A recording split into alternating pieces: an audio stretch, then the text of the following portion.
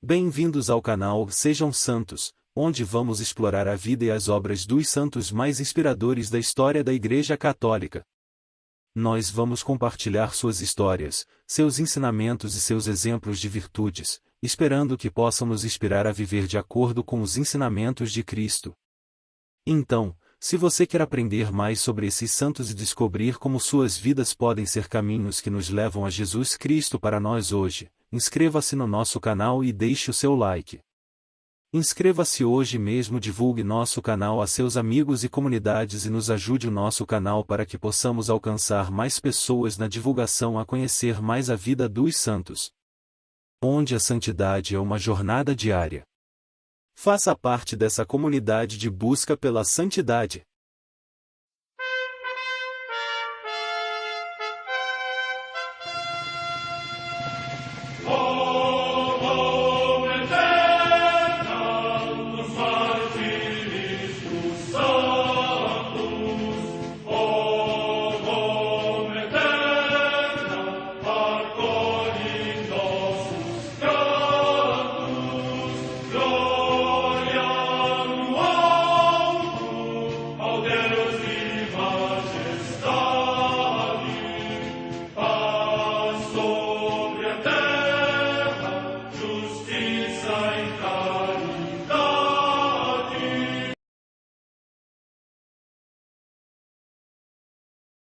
Ler a vida dos santos desperta em nós o desejo de seguir a Cristo. Através de suas vidas podemos aprender as virtudes, a sabedoria e o amor de Deus. Cada santo nos oferece um modelo de vida a ser imitado, como diz São Paulo na carta aos Hebreus, capítulo 12, versículo 1. Estamos rodeados por uma nuvem de testemunhas. A Igreja foi fundada por nosso Senhor Jesus Cristo não apenas como uma instituição, mas uma autêntica família. Os santos mártires, confessores, doutores, as virgens, os santos pastores e todos os demais santos são realmente nossos irmãos que nos precederam no caminho da fé e já estão no céu, para onde também iremos nós, pela graça de Deus. Portanto, sede santos, assim como vosso Pai Celeste é santo. Mateus capítulo 5, versículo 48. Hoje, dia 9 de março, celebra a Igreja a vida dessa grande santa. Santa Francisca Romana. A Santa Madre Igreja celebra também nesse dia 9 de março os santos. Em Sebaste, na antiga Armênia, hoje Sivas, na Turquia, a paixão dos santos 40 soldados da Capadócia, que, unidos não pelo sangue mas pela fé e obediência à vontade do Pai Celeste, no tempo do imperador Licínio, depois de sofrerem os cárceres e outros cruéis tormentos, foram expostos-nos ao ar livre durante um inverno extremamente frio e obrigados a passar a noite num lago gelado. Finalmente, foram-lhes quebradas as pernas e assim consumaram o seu glorioso martírio. Morte no ano 320. Em Barcelona, na Espanha tarraconense, São Paciano, bispo, que, na pregação da fé, afirmava: cristão é o meu nome e católico o meu apelido. Morte no ano 390. No território de Rapola, na Lucânia, atualmente na Basilicata, região da Itália, São Vital de Castronuovo, monge. Morte no ano 993. Na Morávia Oriental, hoje na Alemanha, São Bruno, bispo de Kerfurt e mártir, que, enquanto acompanhava na Itália o imperador Otão III, fascinado pelo carisma de São Romualdo, abraçou a vida monástica e recebeu o nome de Bonifácio. Depois, regressando à Alemanha e ordenado bispo pelo Papa João X, no decurso de uma missão apostólica foi assassinado por idólatras com 18 companheiros. Morte no ano 1009. 6. Em Bolonha, na Emília-Romanha, região da Itália, Santa Catarina, Virgem da Ordem de Santa Clara, que, sendo ilustre nas artes liberais, mas ainda mais ilustre pelos dons místicos e pelas virtudes da penitência e da humildade, foi mestra das Virgens consagradas. Morte no ano 1463.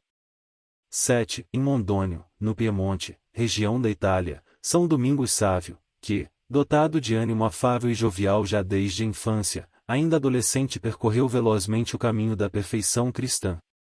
Morte no ano 1857.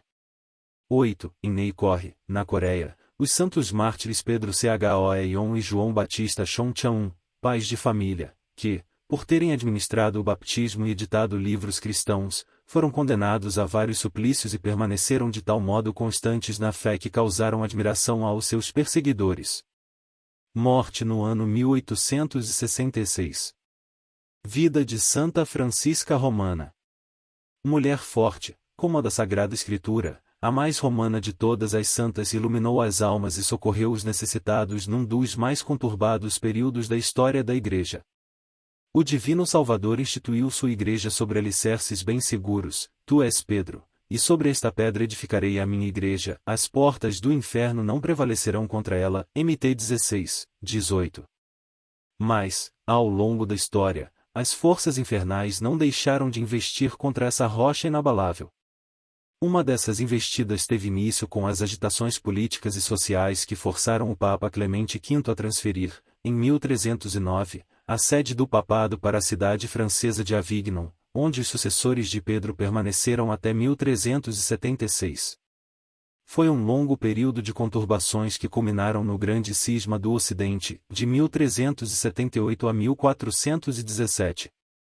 A eclosão do cisma veio agravar ainda mais a situação, a ponto de a cidade eterna ficar reduzida a uma situação de miséria, açoitada por guerras, carestia e pestes. Nesse contexto, destacou-se como luminoso anjo da caridade uma jovem dama da alta nobreza, Santa Francisca Romana, a qual, por sua prodigiosa atividade em favor dos pobres e doentes, conquistou o honroso título de Advocata Urbis, advogada da cidade. Piedade precoce. Nascida em 1384, Francisca pertencia a uma rica família de patrícios romanos. Seus pais, Paulo Bussa de Leone e Jacovella de Brofededeschi, proporcionaram-lhe uma primorosa educação cristã. Desde a mais tenra idade, acompanhava a mãe nas práticas de piedade, como abstinências, orações, leituras espirituais e visitas a igrejas onde pudessem lucrar indulgências. Frequentava muito a Basílica de Santa Maria Nova, a preferida de sua mãe, confiada aos monges beneditinos de Monte Oliveto. Ali, Francisca começou a receber, ainda criança, direção espiritual de Frei Antônio de Monte Savelo, com quem se confessava todas as quartas-feiras. Aos 11 anos, manifestou o desejo de consagrar-se a Deus pelo voto de virgindade. Sua inclinação para a vida monástica se fez notar quando, em aconselho do diretor espiritual, para provar a autenticidade de sua vocação, começou a praticar em casa algumas austeridades próprias a certas ordens religiosas femininas. Seu pai, porém, opôs-se a esses infantis projetos, pois ela estava já prometida em casamento a Lourenço Ponziani, jovem de nobre família, bom caráter e grande fortuna. Esposa exemplar. Francisca foi sempre esposa exemplar. Por desejo do marido, apresentava-se em público com a categoria de dama romana, usando belas joias e suntuosos trajes. Mas debaixo deles vestia uma tosca túnica de tecido ordinário. Dedicava à oração suas horas livres, e nunca negligenciava as práticas de vida interior. Transformou em oratório um salão do palácio e aí passava longas horas de vigília noturna, acompanhada por Vanosa. Era objeto de mofa das pessoas mundanas, mas sua família a considerava um anjo da paz. Os desígnios da providência. Francisca dedicava à oração suas horas livres, e nunca negligenciava as práticas de vida interior. 3 anos após seu casamento, contraiu uma grave enfermidade que se prolongou por 12 meses, deixando temerosos todos os membros da família. Francisca, porém, não temia, pois colocará sua vida nas mãos de Deus, com inteira resignação. Nesse período de prova, por 2 vezes apareceu-lhe Santo Aleixo. Na primeira, perguntou-lhe se queria curar-se, e na segunda comunicou-lhe que Deus queria que permanecesse neste mundo para glorificar seu nome. 2. Colocando então seu manto dourado sobre ela, restituiu-lhe a saúde. Essa enfermidade, contudo, a fizera meditar profundamente sobre os planos da providência a seu respeito. E uma vez restabelecida, decidiu, com Vanosa, levar uma vida mais conforme ao Evangelho, renunciando às diversões inúteis e dedicando mais tempo à oração e às obras de caridade. Proteção do anjo, ataques do demônio. Foi nessa época que Deus enviou-lhe um anjo especial para guiá-la na via da purificação. Ela não o via, mas ele estava constantemente a seu lado e se manifestava por meio de sinais claros. Além de amigo e conselheiro, era vigilante admoestador, que a castigava quando ela cometia qualquer pequena falta. Certa vez em que Francisca, por respeito humano, não interrompeu uma conversa superficial e frívola, ele aplicou-lhe na face um golpe tão forte que deixou sua marca por vários dias e foi ouvido na sala inteira. O demônio empreendia todo tipo de esforços para perturbar a vida e, sobretudo, impedir a santificação de Francisca.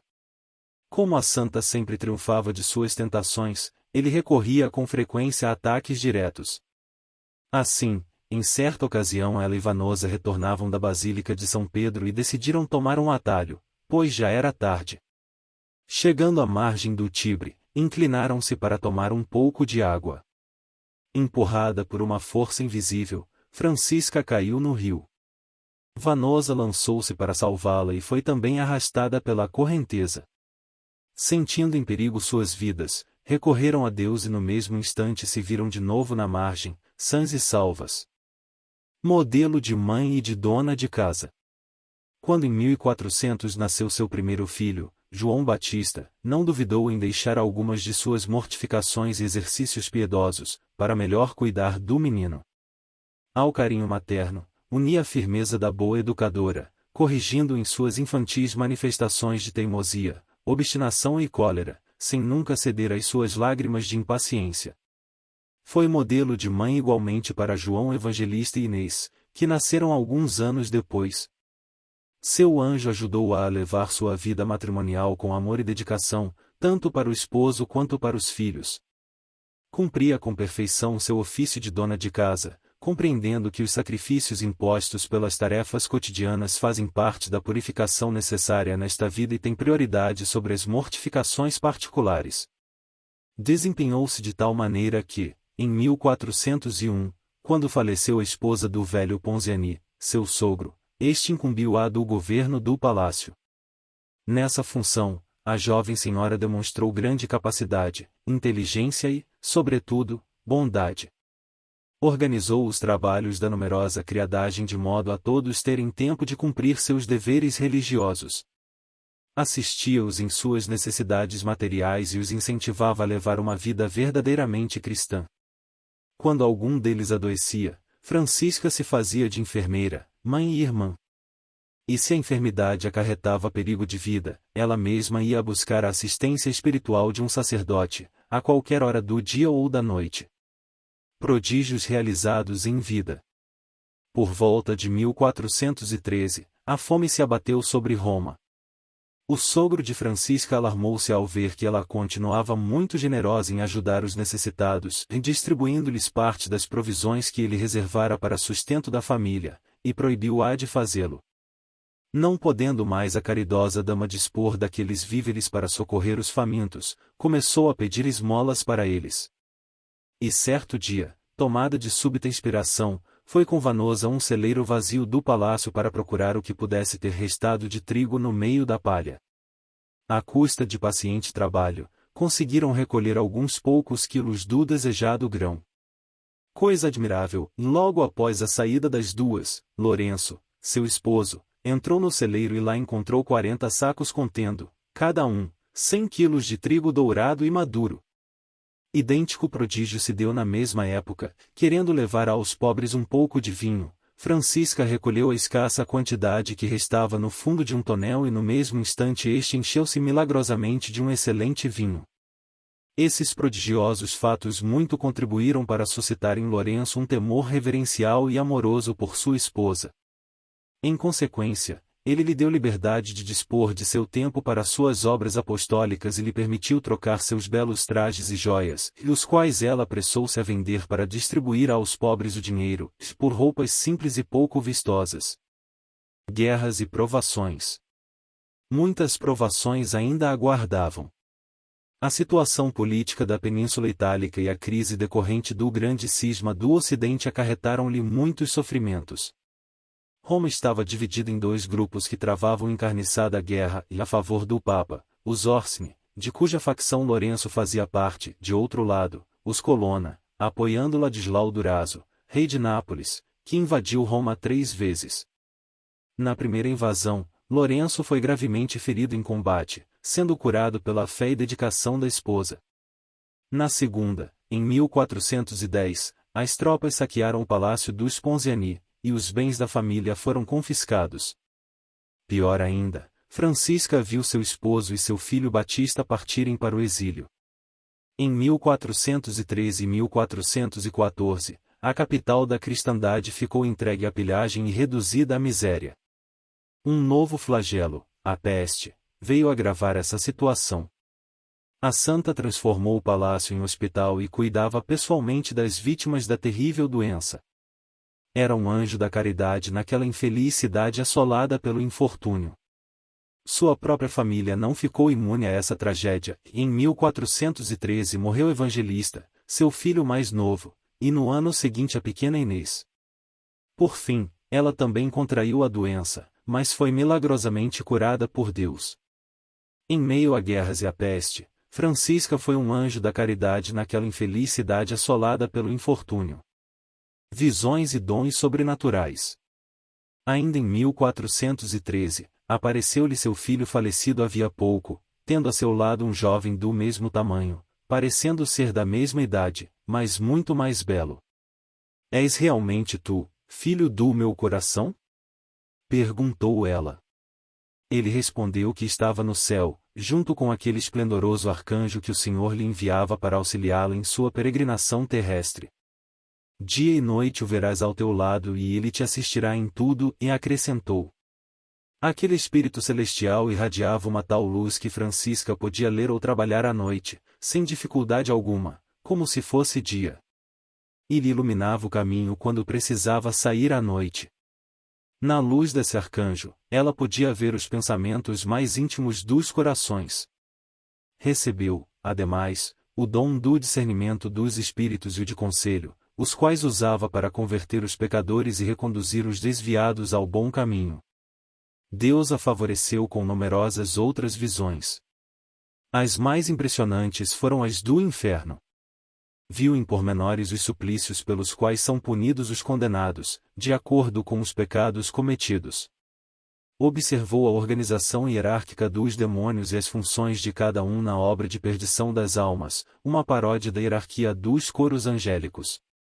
Lúcifer é o rei do orgulho e o chefe de todos. Viu ainda como os atos de virtude praticados pelos bons atormentam essas miseráveis criaturas e prejudicam sua ação na terra. Vida de apostolado. Tendo falecido o rei Ladislau, restabeleceu-se a paz na cidade eterna, seu esposo e seu filho Batista regressaram do exílio, e a família Ponziani recuperou os bens injustamente confiscados. Por meio de orações e boas palavras, a santa conseguiu convencer Lourenço a reconciliar-se com seus inimigos e entregar-se a uma vida de perfeição. E após o casamento do filho, entregou a nora, convertida por ela, e o governo do palácio para dedicar-se inteiramente às obras de caridade e de apostolado. Lourenço deixou-a livre para fundar uma associação de religiosas seculares, com a condição de continuar vivendo no lar e não parar de guiá-lo no caminho da santidade. Orientada por seu diretor espiritual, fundou uma sociedade denominada Oblatas da Santíssima Virgem, segundo o modelo dos beneditinos de Monte Oliveto. Em 15 de agosto de 1425, Francisca e outras 9 damas fizeram sua oblação a Deus e a Maria Santíssima, mas sem emitir votos solenes. Vivia cada qual em sua casa, seguindo os conselhos evangélicos, e se reuniam na igreja de Santa Maria Nova para ouvir as palavras de sua fundadora, que para elas era guia e modelo a imitar. Alguns anos depois, ela recebeu a inspiração de transformar essa sociedade em congregação religiosa.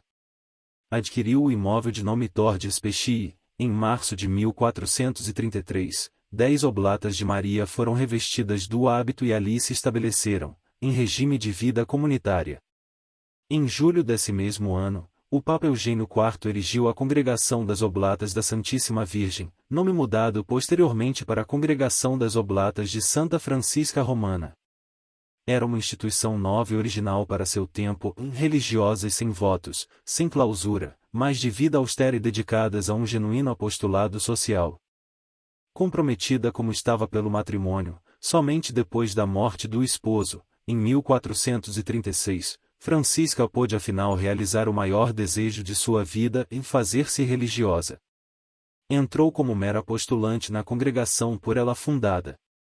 Mas foi obrigada, pelo capítulo da comunidade e pelo diretor espiritual, a aceitar os encargos de superiora e fundadora. Viu o céu aberto e os anjos vindos para buscá-la.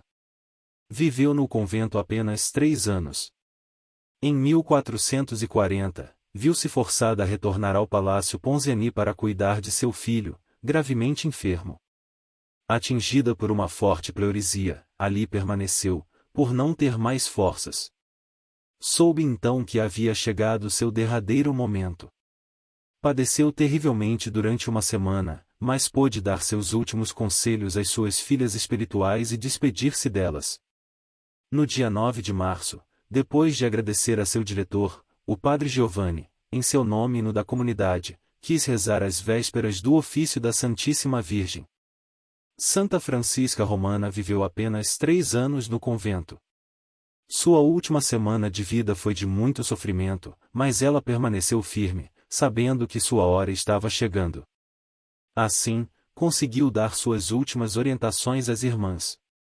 Com os olhos muito brilhantes, dizia estar vendo o céu aberto e haverem chegado os anjos para buscá-la. Com um sorriso iluminando-lhe a face, sua alma deixou esta terra. Aos 56 anos de idade.